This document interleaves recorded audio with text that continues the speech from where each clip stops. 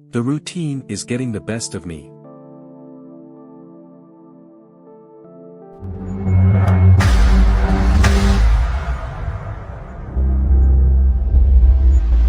Hi, glad you're here again to see a very interesting story about routine.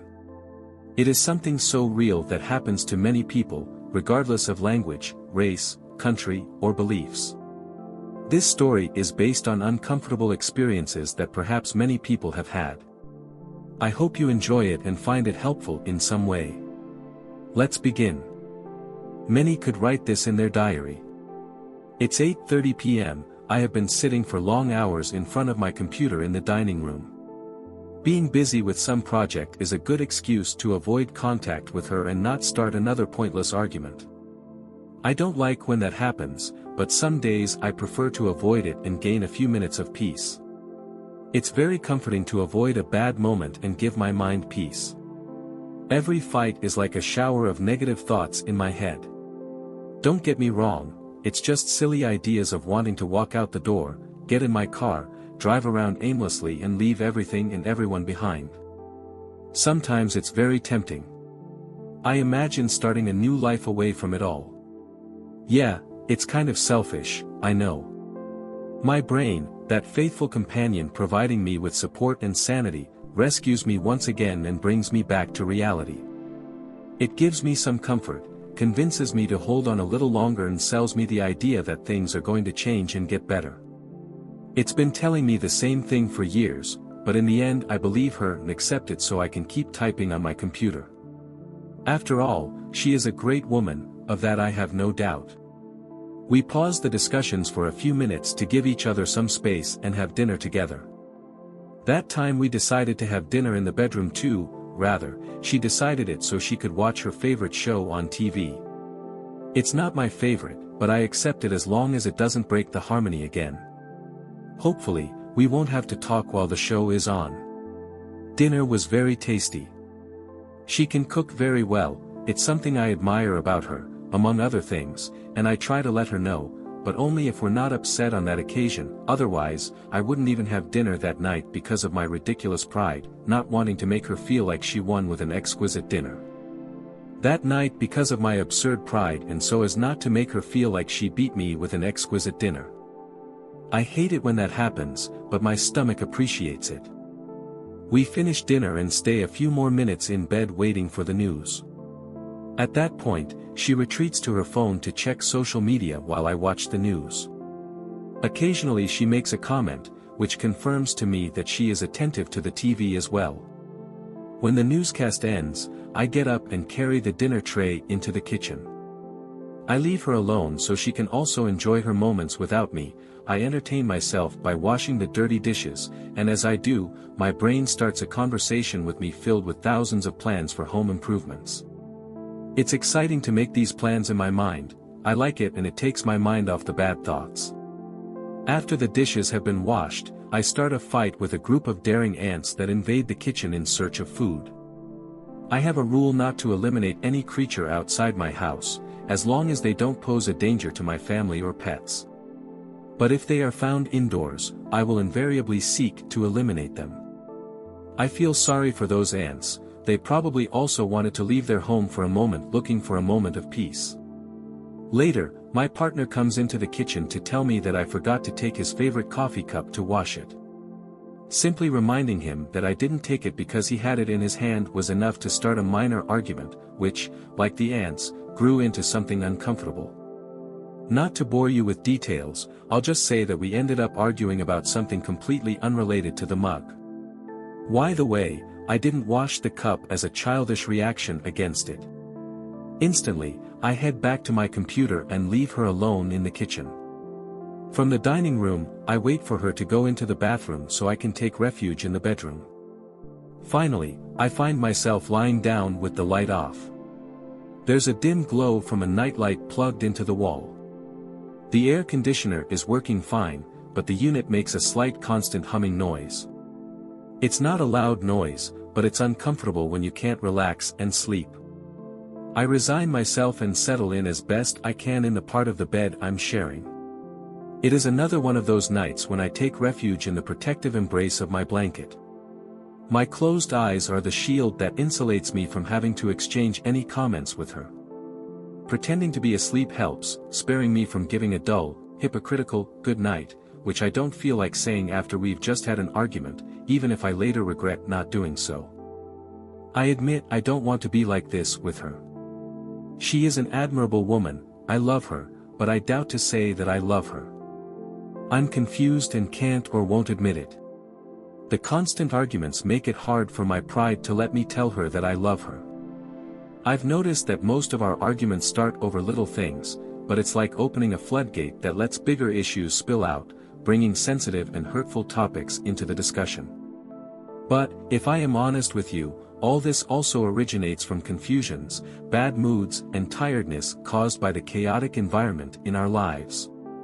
Thanks for reading this, which, by the way, also helped distract me with something new. Unfortunately, in this story, as in many others, part of the reason for the arguments comes from outside influences. There are many things that affect our mood, our happiness and harmony. It's not necessarily due to a lack of love for your partner, it can be caused by many external factors. For example, a family member who comes and stirs things up, leaving an unavoidable topic of discussion on the table, or neighbors who create situations that put us in a bad mood and keep us irritated. Sometimes, the coincidences of life seem to conspire against our plans and our happiness, as if something wants to prevent us from being together and causes situations to upset us. It has happened to many of us that we make a saving or some extra money comes in, which makes us very happy. We make plans to enjoy it or take advantage of it, but, as if by magic, the car or refrigerator breaks down. The need to repair something at home may also arise. It seems like the arrival of extra money is a sign that something will break down. Has this happened to you? Tell us about your experience. This constant state of irritation makes us less tolerant of trivial matters. When a situation arises at home that could be resolved more effectively and quickly, our bad mood makes us less willing to address it and more likely to react badly. Unfortunately, our partner, other loved ones, and even our pets pay the price for our irritation through our reactions. We need to strengthen our relationship and family environment, be more tolerant of problems, and not give up easily. By the way, I advise you to be careful with the way you write your messages. Often, we write messages based on our own emotional state, but the recipient reads them through their own emotional lens. What you wrote with the best of intentions may be interpreted negatively if the other person is in a bad mood. They might even interpret it with your tone of voice in mind, perceiving it as sarcasm or anger. I recommend sending audio messages instead of written ones. This way, your tone and mood can be expressed more clearly. We must take care of our mood and be more tolerant. When an argument arises, we need to stay calm to prevent the situation from escalating. We should avoid bringing up personal issues that we might later regret mentioning. Offending someone can leave a permanent mark, much like hammering a nail into a wooden wall. Even if you remove the nail carefully, the hole remains. The same happens when you deeply offend someone, even if you apologize 1,000 times, no matter how sincere you are, the hurt will still remain. We must be careful with what we say in a moment of anger. That's why it's advised not to make important decisions when we're upset or angry. This could cloud our perception and judgment. If you're in an argument and feel anger taking over, it's better to postpone the discussion until both parties are calmer. This way, you make sure you don't regret having said or done something that might make you feel bad later. When we don't control what we say during arguments and use words as weapons to cause maximum damage, we risk losing both the relationship and the respect of the other person. In the same way, we lose ourselves by not being in control of our emotions. It is important to know how to identify which arguments are worthwhile and which are not. Many relationships have ended due to a lack of respect, often triggered by a moment of anger that led to a loss of control. Over time, these offenses, whether small or large, cause lasting damage, leading to a loss of respect, trust, and, above all, affection for one's partner. Eventually, you start comparing your partner to others, making the differences more apparent, and this often leads to the relationship dissolving. We should take better care of those close to us, respect others, but also respect ourselves.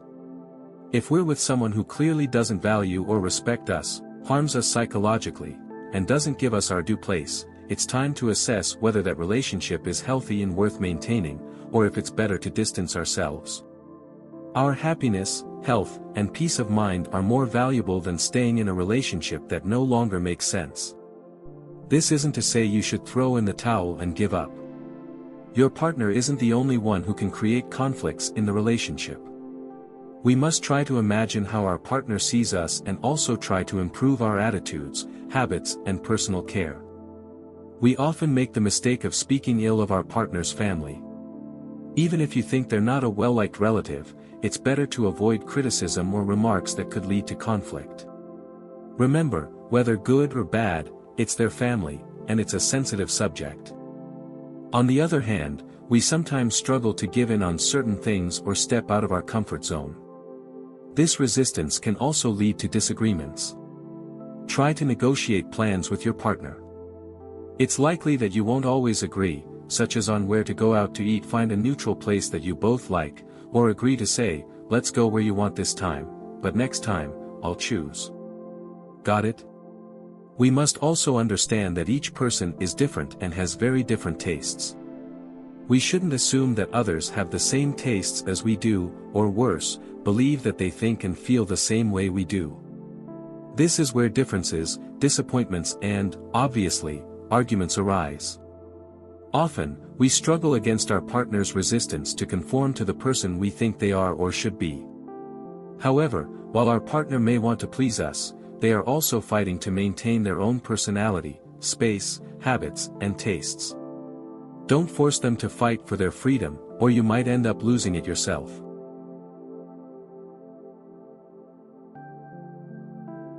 Another important point is to be more considerate of our partner. At home, we need to share household responsibilities more evenly. Often, one person ends up with a heavier workload, which can lead to exhaustion and frustration, becoming a perfect excuse for an argument. Our partner is not our domestic servant. We need to be more supportive in household chores and other responsibilities. That shows respect, consideration, and promotes equality between us. Let's not lose a valuable person who loves us simply because we don't know how to resolve issues intelligently, respectfully, and considerately. If your partner gives you your due place, cares for you, respects you, and is attentive, it's definitely worth making an effort to achieve greater harmony.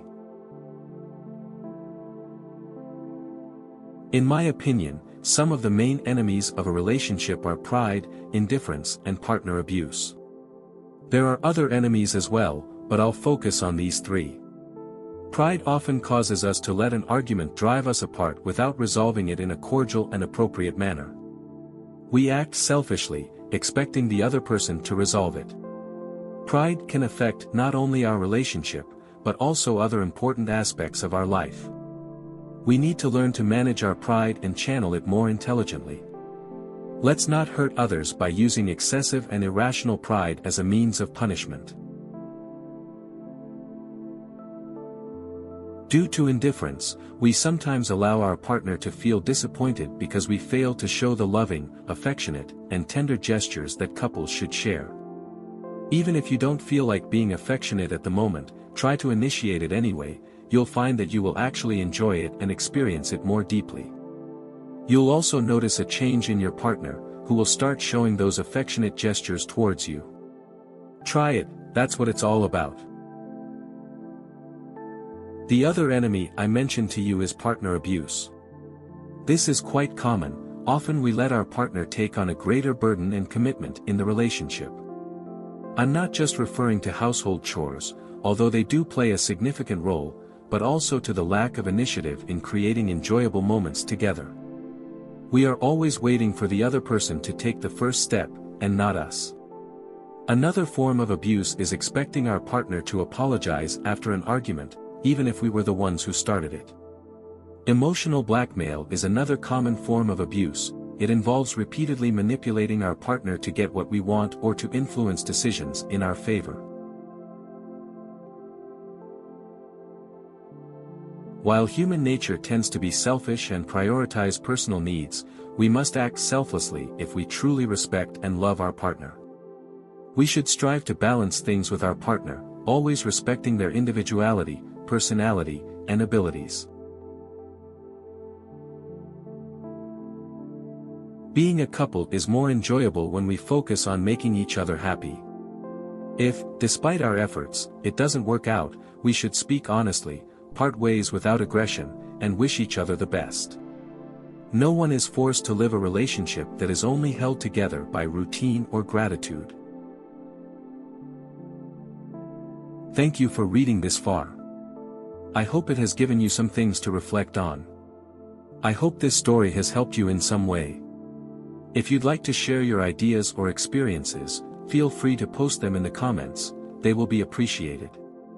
I wish you the best in your relationships with your partner, friends, and family. Sending you a big hug and wishing you a great day. See you in the next video, and take care. The end.